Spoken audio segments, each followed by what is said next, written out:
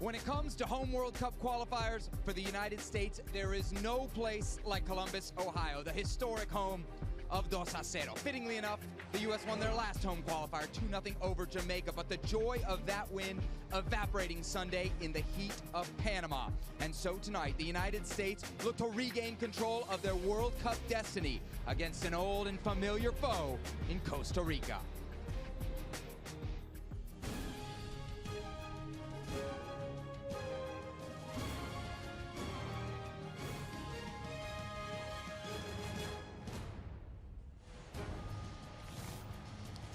Columbus, Ohio is ready. Lower.com field is ready. The only question left to be answered is the U.S. men's national team ready for their critical World Cup showdown against Costa Rica. Kickoff just about 90 minutes away here in the capital city of Ohio. How does the U.S. arrive to this match? Well, not in good shape. They lost 1-0 in Panama on Sunday, a game that saw the U.S. total 0 shots on goal. 5 shots overall in the match, the fewest shots by a U.S. team dating back to a 2013 World Cup qualifier in Azteca. Aníbal Godoy, the goal for Panama, a huge 3 points for them at home, and a devastating blow to the Americans' World Cup hopes. They had been sitting after the win in Austin atop the table. Now they find themselves in a two-way tie for second and 3 points back of first place Mexico. Top 3, of course, go to the next World Cup in Qatar. Alongside World Cup and U.S. men's national team legends Jermaine Jones, Kasey, Keller, I'm Sebastian Salazar. Glad to have you with us here. We will be taking you right up to 6:30 p.m. Eastern time, at which point we will ask you to switch over to ESPN 2. We'll take you up to kickoff over there. You're going to hear in this show from John Champion, Taylor Twellman. We got Sam Borden roaming the sidelines, grabbing us some pregame interviews. But guys, we got to start with the game that we just saw the highlights, if we even want to call it that, of. Jermaine, what happened in Panama to this U.S. team? You know, we can find that we can look for excuses, right? And I think it's just, it will be too easy.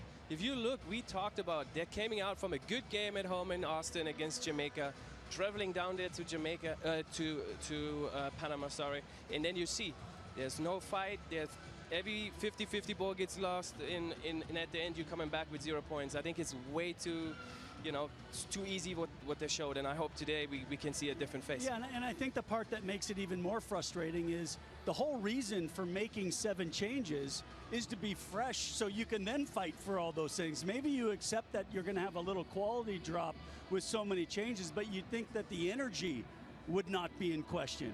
And it was, and I think that's the frustrating thing. And so I think Gregg said it best. A couple days later, they have a chance to put that difficult decision right, and an opportunity back home against a side that's been tricky in recent history. But it really does kind of put the pressure on this game. When Gregg Berhalter makes those 7 changes down in Panama, he's basically saying this game is more important. They almost have to win tonight by default, don't they? They had already before to have to win this game at home, because we all talked about it. The home games you have to win, and on the road you maybe go and try to get a point out of the game. Yeah, and if you can steal 3, brilliant. Exactly. Yeah. So now they're going down there, they're losing, now they're coming back here. I think in general, like what I don't like on the game in Panama was that the second guard of players who had the chance to step in don't show up. And that's the problem, because tonight maybe you will see the first 11 who we saw against Jamaica, and that's a different face. And I hope they can show what we really can do and how we can play, because at the end, we playing against Costa Rica. I know the numbers saying something different because of 7 wins, 7 games, 5 losses against Costa Rica. But I think if we have everybody on board like we have it maybe tonight, I think we are a better team. Kasey, to Jermaine's point, the match against Panama, was it on the players or was it an over-rotation from Gregg Berhalter? Well, I think anytime you look at and you dissect when something goes wrong, it's a combination. Right, and so Gregg held his hand up, and you know, we also will question if it had gone right and they came away with the result, it would have been a brilliant decision. That's the hardest part about coaching is you're only held up to the result. That's the difference. Well, he made a decision. He thought that he trusted a group of guys to go down there, change the squad, and be able to battle for a result. He found out that didn't work. So now, because of that, there's that added pressure on tonight's match, because the last thing you want to do, lose back-to-back matches Next thing you know, you're looking over your shoulder. So there were 7 changes from the game in Austin to the game down in Panama City. We just got the lineup. It's just been dropped by U.S. Soccer. How about this? 9 changes, guys, from the team that we saw in Panama to the starting 11 that we will see tonight here at lower.com field in Columbus. And I think the one name that's jumping off at me right now, just from seeing the back line and the goalie, is Steffen. Steffen is going to get the start over Matt Turner. That'll be the first time that we see Steffen during this World Cup qualification campaign. Across the back four, Serginho Dest, Miles Robinson, Chris Richards getting a start, and Anthony Robinson. And then in midfield, the same trio, guys, that we did see in Austin. Weston McKennie, Tyler Adams, Yunus Musa across the top, Paul Arriola, Ricardo Pepi, and Brenden Aaronson. All right, so let's hear from the man who put this 11 out, Gregg Berhalter, moments ago, speaking with our Sam Borden. Gregg, after a disappointing performance down in Panama, what needs to be different tonight? Well, I think it's just that. You know, we have a chance now, a couple days later, to play better and correct those wrongs. So for us, it's about much more movement, much more aggressiveness, much more intensity than we showed on Sunday night in Panama. 9 changes to the lineup, including one at goalkeeper. What went into the decision there? You know, Zach's a big part of this program. We think it's the right time to get him involved, and we know moving forward we're going to need goalkeepers having this experience. So Zach's going to be fine tonight. One last thing, Weston back in the lineup. Any issues health-wise, any limitations? Weston's good to go. Awesome. Thanks very much. So there we have it, the words from Gregg Berhalter, explanation of his lineup choices as we take a look from high above at lower.com field, where we will have kickoff in just over an hour. All right, guys, plenty to dissect from that lineup, but we got to start with the decision to start Zach Steffen over Matt Turner. The right call for you, Jermaine? For me, absolutely not the right call. Why? Because if you open the door for Matt Turner, he comes in, he makes everything what it, for me, is actually that you have to play him in every game. Because he has good saves, he controls the game from playing out the back, and now you're swiping the goalkeepers, you know. At the end, you make it tough for yourself as a coach, because what happens now if Zach plays good, you have a problem, because then it comes another problem into this team. So I think Kasey can talk about that more because he's the goalkeeper. Look, I understand the idea. You know, it's difficult. You're playing games, a lot of games in a short period of time. You want to keep players happy, but I don't know how Zach can really argue that he deserves to be playing. He's barely played a competitive match in months. He's been given a big opportunity tonight to come back to Columbus, where he played for the Columbus Crew. But to Jermaine's point, it can only go wrong, right? I mean, if he has a good game, it causes a problem for Gregg in the next round of qualifying. And if he has a bad game, everyone's saying, well, he hasn't been playing. Why did he play in the first place? So it's a little bit of a gamble, in my opinion, for Berhalter to put Zach in tonight. To your point about the inaction, this would be his first appearance in the last 21 days, his second appearance in the last 66 days for Zach Steffen. Thinking of Matt Turner and what we saw in Panama, was there a weakness? Is there anything to suggest that he's done something to lose his spot in the 11? I don't think so. I mean, there was a couple corners that looked a little iffy, but that happens. I mean, that's part of the game. You're not going to be perfect every time you play. Made a very nice save. I mean, wasn't overly busy in either of the two games, but has been solid when he's been asked to come in and fill that role. So yeah, I don't think it's a case where he's lost his position. But it definitely leads some question marks, and it'd be frustrating going forward as a goalkeeper to then sit on the bench and go, okay, why am I not playing? Yeah, and what it is too is like we all know Zach is a good goalkeeper. He is a good goalkeeper, and he showed us here in MLS. He showed us. But the point is, right now he's not playing in England. So that means you have a goalkeeper who's actually only training, and that's tough. People have to know, goalkeepers, especially you know it, goalkeepers have to be always in goal. They have to have games, because game and training is different. And there you can see the difference between Matt Turner and him right now. So much about goalkeeping is your quickness in reading the game. You're going to make a save. You're going to see that in practice. But it's that quick decision-making that you can only get from playing matches. And I'll say it with every goalkeeper that either is out from injury or whatever. It takes him a few weeks to really get into that mindset, and to be playing so sporadically, it's difficult to be right on. How big of a risk is this that Gregg Berhalter's take? Because you could make the case that making those 7 changes in Panama was a big risk. Is this another one? I think it's a. And is it necessary? Is it a well, necessary I think that's the question. I mean, is it that big of a risk? Because I think we all think, obviously, Zach Steffen's a quality goalkeeper, and most likely will have a good, solid game tonight. But it opens the door to questions that didn't need to be asked. Yeah. All right, so let's talk about the guys then in front of Zach Steffen, because we got some changes in the back line as well. We see Chris Richards inserted into the starting lineup. You got Serginho Dest and Anthony Robinson as well. That suggests that the outside backs, Jermaine, will be very involved in the attack. Yeah, but that's our strengths, right? Like the outside guys to go forward, because like defense-wise we may be a little bit weak on their positions, but we have the quality to go forwards. And I'm really comfortable with back four with them, you know, playing in the back. Even with Serginho Dest, I mean, the knock on him is that defensively in a back four, he doesn't have it. You're comfortable? I feel comfortable, because at one point we're talking about a good generation here, like young, good players, and at one point they have to step it up. He plays for Barcelona, guys. So, so thank you for the reminder. Yeah. So, and I believe that he has maybe his weakness is maybe playing back, but he's not completely. Yeah. How you say it? Like, yeah, inept. He you know, he'll do a decent job, and it is. I think if you saw Walker Zimmerman at the end of the game down in Panama, who I thought played well in both matches, a player that wasn't even supposed to be in the squad, and the next thing you know, he starts both matches, does a good job, but he was starting to really feel maybe not playing at this level as often in the past as he has, and so he was starting to cramp up. He was down, so it doesn't surprise me that there's a change there centrally. The midfield three is probably where we should go next, because in the game against Jamaica in Austin, everybody after the match was raving about the young midfield, right? Tyler Adams, Weston McKennie, Yunus Musa. Gregg Berhalter made two changes to that, bringing Keller, Costa, and Sebastian Salazar down in Panama. It clearly didn't work out. Now we go back to that three. Is that the best three for the U.S., Jermaine? Right now, they're the best three, yes. Available right now, yes. And I feel comfortable having Tyler in the middle back, Adams, you know, because he is really, you can see his work rate is such good for the team, and he's going left, right, he wins battles, and I think then you have Weston next to him.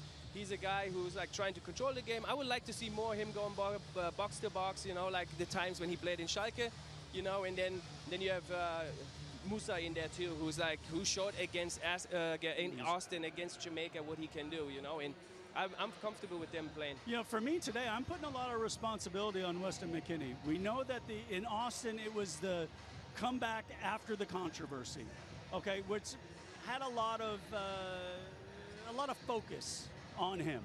Well, that focus is off now. Now it's a case of there's a reason. You just talked about Serginho Dest. Remember, guys, he's at Barcelona. Weston McKennie's at Juventus. So now you expect in a young team, the players that are playing for those big clubs have to be your main leaders on the field.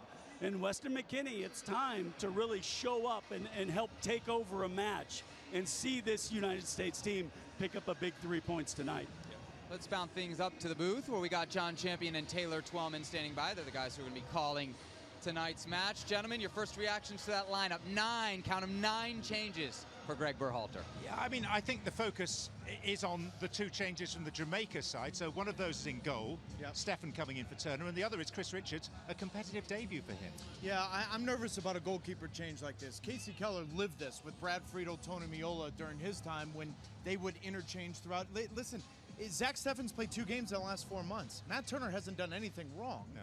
And yet, so I'm a little nervous about that. And the other one is, we've talked so much and heard this conversation about fitness and playing 3 games in 7 days. Here we go, Paul Arriola, a lot is on his shoulders. I'd be shocked if he plays more than 55, 60 minutes tonight. Now, what they need more than anything else, though, tonight is a bit of pizzazz and a bit of energy after what we saw the other day. Especially with what we saw Sunday in Panama City. And I just want to show you a few clips of how lethargic and methodical it was in buildup. It wasn't as if Panama came out and high press. This is a simple 4v2 situation with your goalkeeper involved. Panama's not high pressure, and they're not pushing the line, and yet it's very slow, it's very methodical in trying to break the lines. Then all of a sudden, you get into the midfield, and what are your options? Your options are to go forward, press the issue, get a 2v1 on Timothy Weah. Nope, Leggett decides, let's bring it back, let's go all the way back to the goalkeeper, and we slow it down. Again, what is Panama doing? They're not high pressing. And yet, how many options does Walker Zimmerman have to play a 50-50 ball that Leggett has to come over, slide, and then play a ball into Shaq Moore, who then has 4 options to create something in the final third? He picks the 5th option of hitting one from 25 yards. I just thought it was way too slow, way too methodical, way too pragmatic for a team that made 7 changes to bring some life, to bring some energy, and it just wasn't good enough. I expect to see something different tonight. Do you fancy a stat? Okay, I love stats. Okay. You know me. Corners. 5 rounds of World Cup qualifying so far in Concacaf.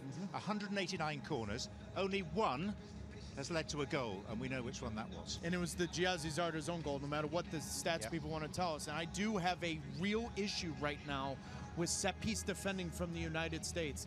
And Matt Turner is 3rd worst in Major League Soccer in giving up goals on corners. But Kasey Keller knows this on this desk. It's about setting yourself up and setting up the group. These are near-post runs. This is simple defending. This has nothing to do with the goalkeeper. Jamaica almost scored a goal with Nicholson, and guess what? Panama did score a goal in that near post, but there also were nervy moments, zonal defending, which I can't stand because you allow the opposition to gain momentum to come in, and yet you saw some nervy moments from the United States. It's shocking to me that they haven't scored on a set piece, but more importantly, defending them. I think that's where Costa Rica feels like they may have an edge tonight. Yeah, I mean, Kasey Keller is the absolute expert in terms of seeing the defending of set pieces from behind. How fragile do you feel, Kasey, the US have been against set pieces in these 5 qualifiers so far? Well, it's definitely been an issue. I mean, it's been something that when we've looked at some of the squads that they've played against, they have a significant height advantage at times. And you think they would use that to their advantage, but it hasn't necessarily been the case. I mean, sometimes when you're defending and attacking set pieces, it's about, Jermaine, you're marking me, I'm marking you, you're not going to let me score, and I'm going to beat you to try to score. And it's that individual matchups. And I think sometimes, to Taylor's point, when you're in that zone, it makes it harder because then you're saying, okay, wait a minute, where's that coming from? How do I attack this? What do I do where if I know I'm marking you, I'm going to do everything I can to not let you score? Yes, playing a corner kick in a zone formation, it's always tough because you have to attack forward, and that means everybody has to attack forward against the ball. And if you have one guy sleeping and somebody sneaks between the line, you have a problem because a lot of times you don't have to really hit the ball with a lot of power. You just have to flick it on, and it gets really tough for the goalkeeper because he's in a 6 and he's just on his line and waiting and trying to see what happens. So you have to be ready to attack the ball, and like in Panama, you were seeing it that at the end, the guy sneaks in, catch it a little bit, goes on a bounce from Zardes. And you saw what they did as well. They obviously packed that zone, and they made it difficult for Turner. I mean, it was funny that Turner, in some of the positioning, he got himself caught up with the Panamanian player. And he was too busy jockeying with him, and then when the cross came in, it was like, oh no, that's whipped right on my head. Now I got it. And the first 2, he found a way to scramble it away. Obviously, the 3rd one he didn't, but then again, you have to look at Zardes' positioning as well. To your point, Jermaine, you're saying, I want to attack the ball. How can I attack the ball if I'm running back towards my own goal? And so there was obviously, I'm sure, some things that the coaching staff looked at in these last couple days, because obviously they dissect everything, and they'll look at those defending of the corners and the frailties that Panama exposed. Zonal marking seems to be kind of the fad at the moment in world football. As a goalie, if you're setting up your team, do you want them in a zone or man-to-man? I think it all depends on the individuals you have. If you were this U.S. team? I don't think so. I think I'd go man-to-man. I think if I have 3 or 4 guys that I know are super dominant, they attack every ball, they're really aggressive, then I'm thinking, okay, let's circle that 6-yard box and we'll win everything. If I don't have that, then I have to be a little bit more cheeky about the way I do it. Guys that just pull people and grab people and put them off and make it frustrating. And so I think that's really important for coaches to recognize the strengths and weaknesses of the players they have and set up their system accordingly. Yeah. That's the goalie's perspective. What about the guy marking the players? Would you rather be in a zone or man-to-man? I always like to play man against man. I always like that because then you can match it better. You can see who is the aggressive guys and who you can match them with the other team's big guys. Then you go with the zone. Most of the time you have like just big guys. Right now you saw Zardes. Maybe Zardes is not the biggest header in strong in the air, but now you have to put him in this position just because he's one of the bigger guys. And then you cross comes in and you lose it. I always like to play man against man because then it comes what you said. It comes down like how nasty you are, you know, like how much I don't want you to score a goal, you know. And in the zone, it's always like if it goes wrong, what happened? Where are you? You know, why you don't move in? And if it's a man against man, there's no excuses. But what's the old adage? Space has never scored a goal ever. Right. So if I block you and that goes across that space, it's not going to go in the goal.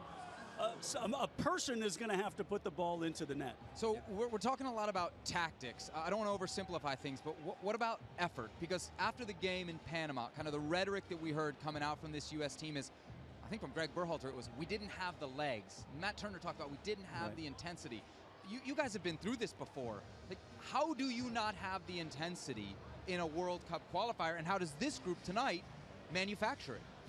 You know, maybe they live under pressure. Maybe they like that kind of feeling to live under pressure, because if I hear stuff like that, we don't have the legs, or we're like tired and all that stuff. You made 7 changes. Exactly, yeah. and then the point is too, the top players, they play so many games with international Champions League and all that stuff. There's excuses. And if you play for your country, there's nothing more than that to represent your colors and go out there and run, because you have a full house. It doesn't matter if you go down to Panama. I know that conditions are tough. The team is like, it's not easy to play, a lot of changes. But the next thing is too, there are people who come in. There's people that want to come in, that want to get a chance to maybe come back home and play again. And that was not the case. Yeah.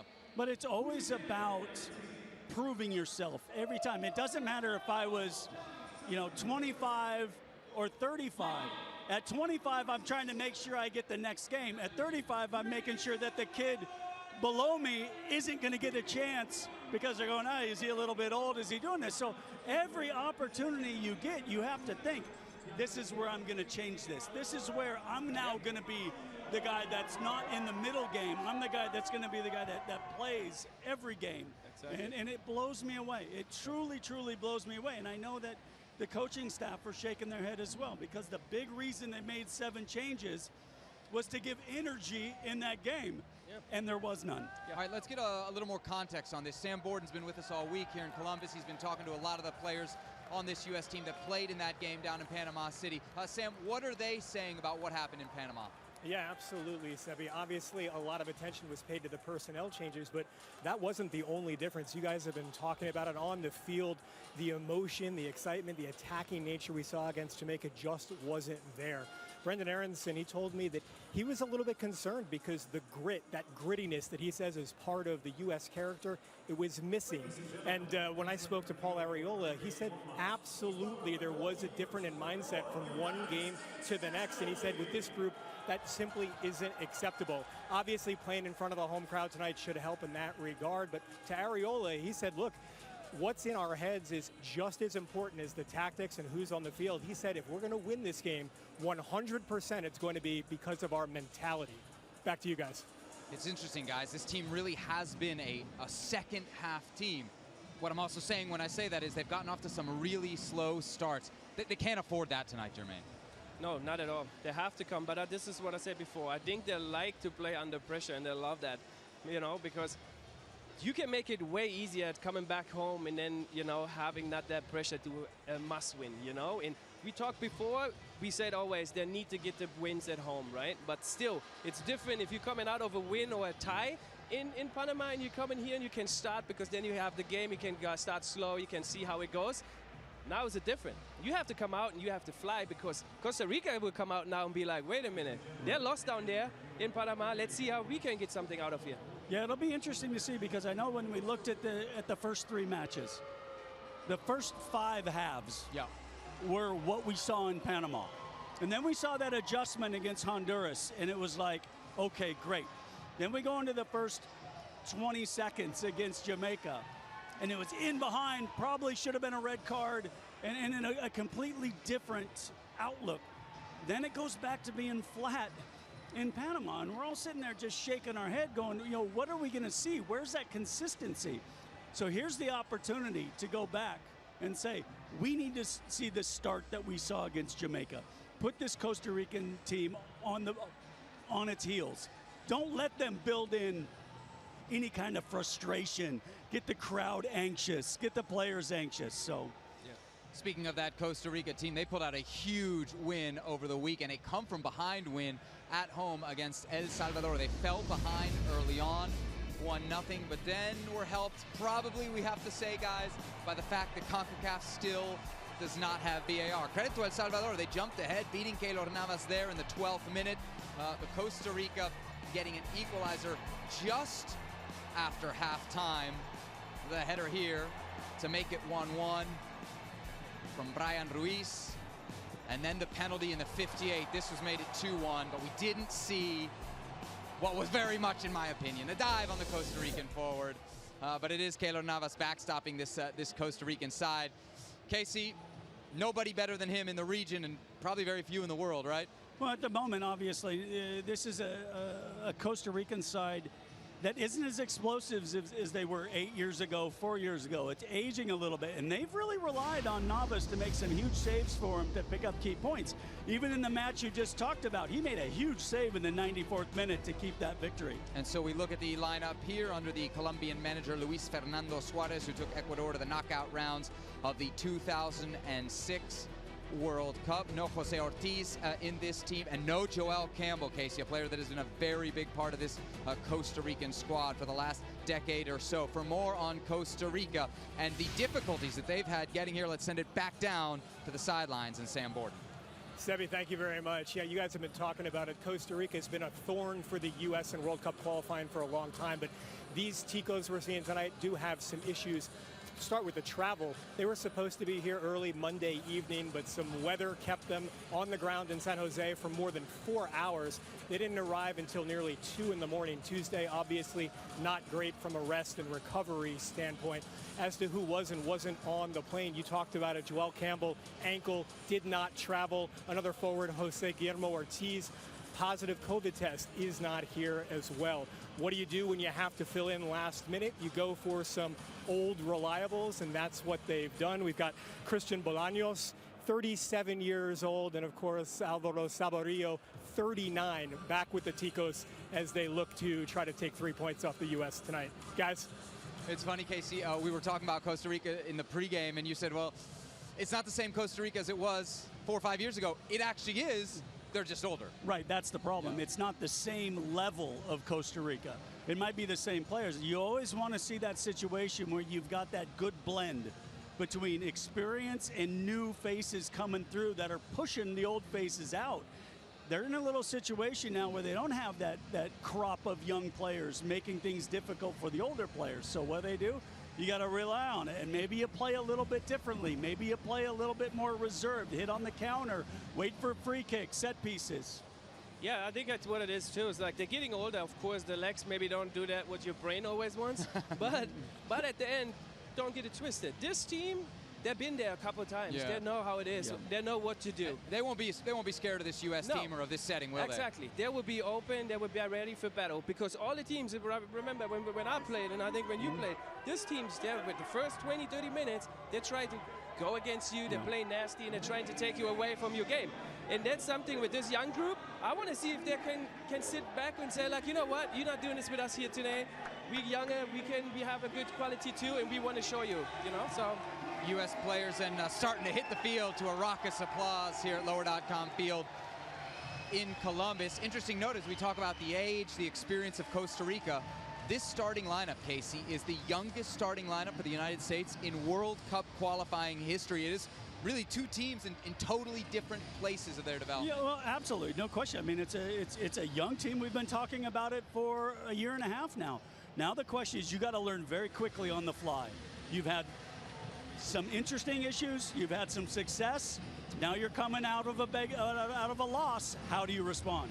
Let's respond by throwing it back up to the boys in the booth. We got John and Taylor standing by. Guys, what kind of approach do you think we'll get from the United States today against Costa Rica? We certainly saw a really, really bright start, very aggressive against Jamaica. Will it be a repeat? Yeah, good question, Seb. I mean, how are the U.S. best designed to break Costa Rica down? Well, I think Jermaine and Kasey hit the nail on the head, and that experience is extremely valuable, especially in this game, the longer it goes on in favor of Costa Rica.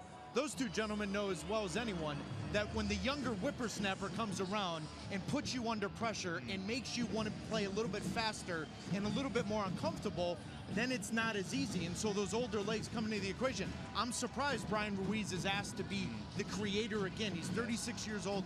This is a difficult one to play back-to-back games, and yet you look at what this Costa Rica side's going to do.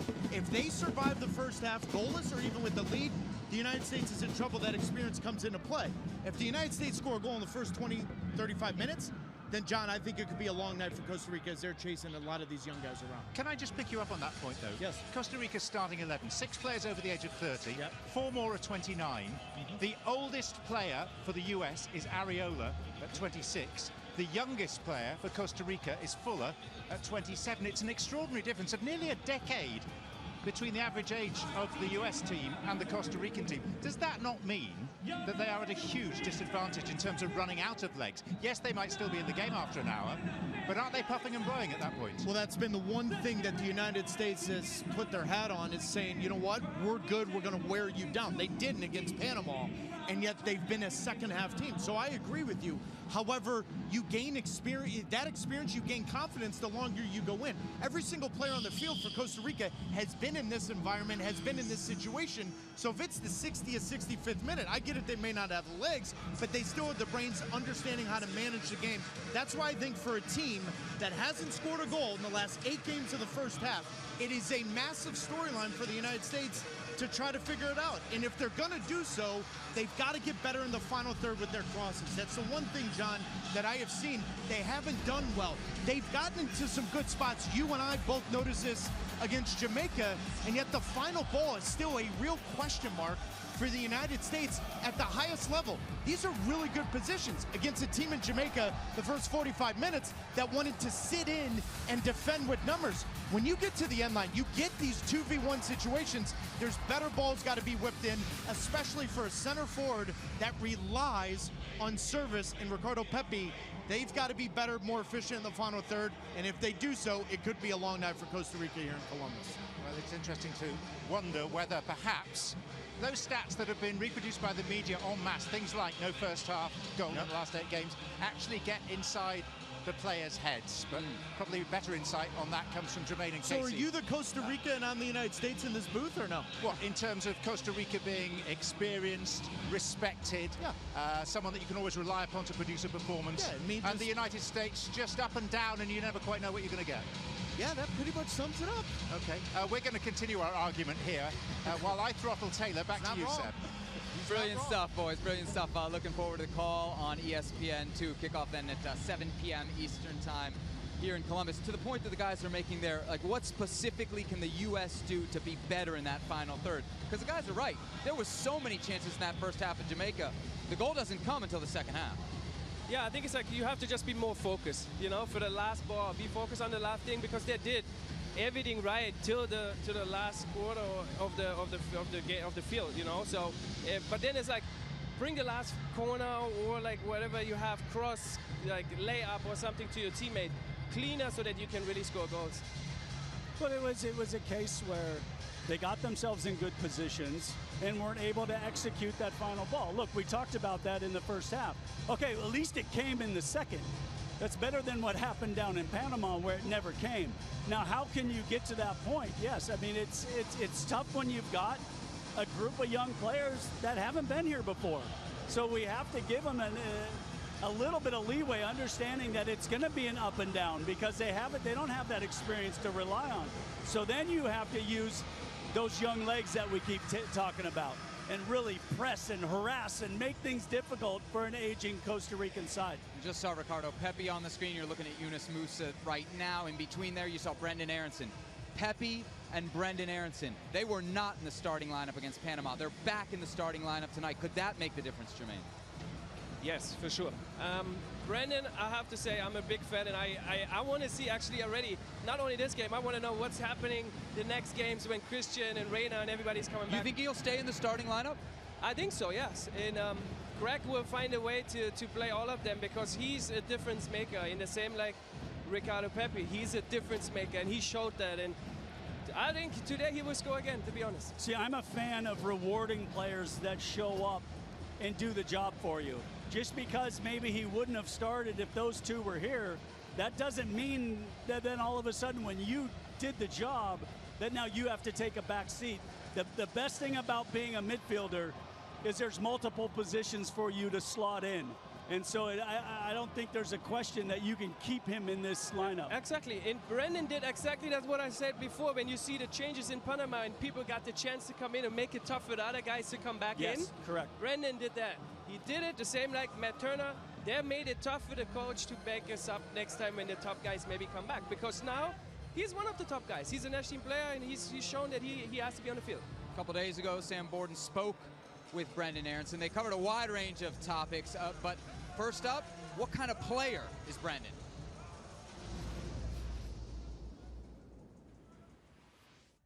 The ways that I would describe myself is just energetic. I like to get after. I'm relentless. I like to make stuff happen always, you know, with the ball at my feet or running in behind. And I think the biggest thing for me is just always making stuff happen and just being busy. Gregg has described your game as the kind that's annoying to play or coach against. Yeah. I'm assuming you would take that as a compliment? Yeah, for sure. I think that anybody that I've talked to says that I'm like a little pest, I guess you can say. I'm always around them. I'm always making runs. Yeah, just doing things with the ball. And yeah, I think that's a good way of putting my game in a good way. You know, in this window, it feels like without Christian and Gio here, a lot of fans might have been concerned about sort of the creativity in the midfield. How's the team going to go forward? What do you think you've been able to do well? What do you think the team's done well to sort of fill in for those really talented players? Yeah, like you said, Christian and Gio, they're missed always. They're fantastic players. I can't speak enough about how great they are. And for me, it's just playing my game. You know, I can't try to replicate what they do. They do things differently than I do, but I'm just going to play my game and just help the team as best as I can. You're playing at a position where the U.S. has a lot of depth, has a lot of talent. Was there ever a point along the way where you were sort of like, man, you know, if I was just playing, you know, a different spot, maybe I would be breaking through even sooner? Yeah, I feel like I can even play the center mid position. I feel like I can play that too. I mean, I play the 10 at my club, which is center mid, and it's almost like a false 9.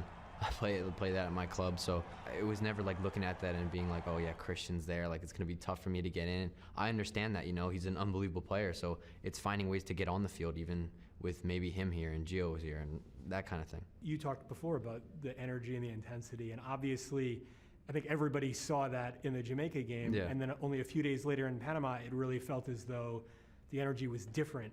As a player, did you feel that? Listen, every team has bad games, you know. It's something to learn from, and we need to learn as a group. We're still young. As a team, I think we need to fight through things, and we need to show that we have this grit as a country, and we're learning, and we're going to continue to do this. And it's not going to be perfect every game. It's a must-win game against Costa Rica, and now everybody's fired up and ready to go. So I think we're ready, and we're going to get a good result.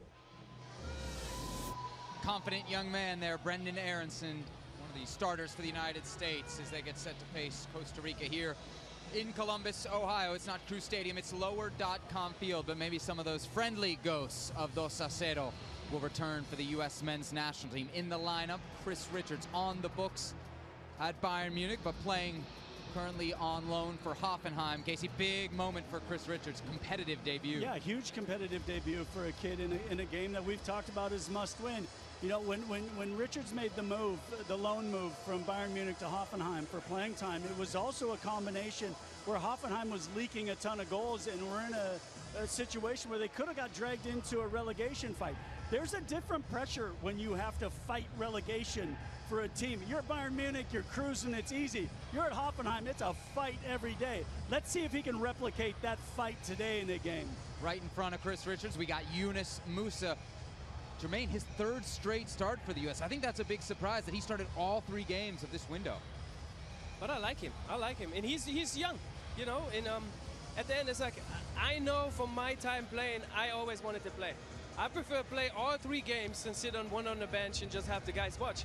So he's young, he can do it, and it's like, put him on the field as long as he can do it, and then if you feel like he's getting tired, get him out, you know, but why do you not start him straight away? Because I think he's a big piece It's in one this of the big benefits of having 5 subs now, is you can make those decisions. The 18-year-old then in midfield for the United States, one of the older players on this U.S. team. The goalie, Zach Steffen, into the starting lineup in place of Matt Turner. A huge decision from the coach, Kasey, but also a really big moment in the career, it feels like, of Zach Steffen. All I can say for Zach is don't try to overdo it. just play your game. Don't chase anything. A lot of times the goalkeeper hasn't played much. He's like, I'm going to show you I should be playing. It comes for crosses that aren't yours, comes for through balls that aren't yours. Just slow down and just play his game.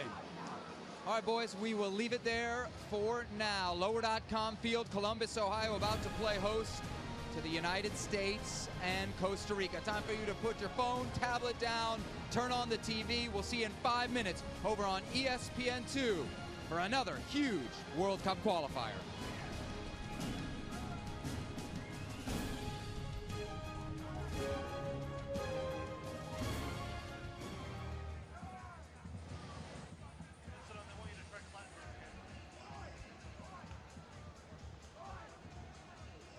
Hi, Matt. Can you hear me? Hello, hello, hello, hello. Excellent.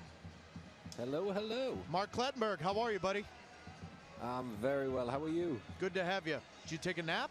Yeah, good to Yeah, I had a little nap. I'm ready now for the little evening's cappuccino, maybe? entertainment.